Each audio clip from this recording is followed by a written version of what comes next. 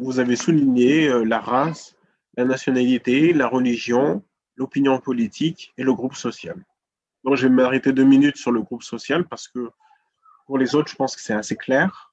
Le groupe social, bon, il n'y avait la définition, il n'y avait pas trop de définition, mais au départ, le HCR, quand on lit les travaux préparatoires, etc., en fait, on voit que groupe social, c'était lié aux catégories sociales, c'était lié aux professions, etc.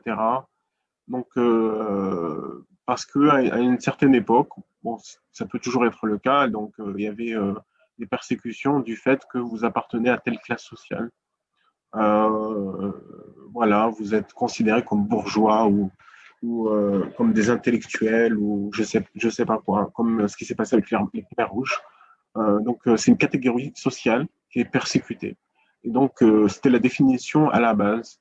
Le HCR a fait une note sur le groupe social.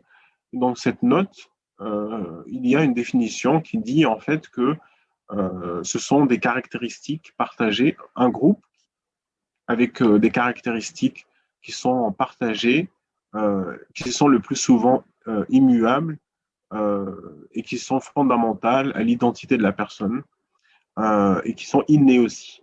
Donc ça, c'est une définition comment dire, matérielle que voilà, constitue un groupe social les personnes qui partagent des caractéristiques communes, innées, souvent immuables et souvent fondamentales à leur identité.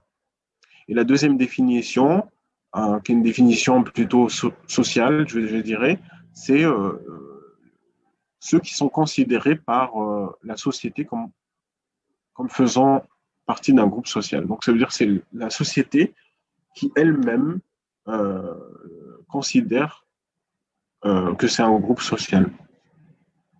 Donc, pour donner un exemple, les albinos, les personnes albinos sont persécutées dans certains pays. C'est un groupe social parce qu'ils partagent des caractéristiques communes, immuables, innées, et souvent c'est fondamental dans leur identité.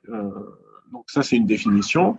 Par exemple, le fait d'être femme aussi, c'est un groupe social, c'est-à-dire le fait d'être femme, c'est une caractéristique innée, bon, immuable plus maintenant, mais qui est fondamentale à l'identité. J'ai des Nations Unies a développé des lignes directrices spéciales qui sont les lignes directrices sur les personnes qui font les demandes d'asile, sur l'orientation sexuelle et l'identité des genres. Et donc, selon le HCR, donc, est considéré comme groupe social le fait euh, d'être homosexuel ou bisexuel ou transgenre, c'est-à-dire l'orientation sexuelle et l'identité de genre, ça peut être considéré comme un groupe social parce que souvent, c'est soit, ça peut être la définition, soit la première, c'est-à-dire ce sont des caractéristiques communes, innées, immuables et qui sont fondamentales à l'identité, ou c'est la société qui, c'est quelque chose de social, c'est-à-dire que voilà, on a déterminé que voilà, ces gens-là appartiennent à un même groupe.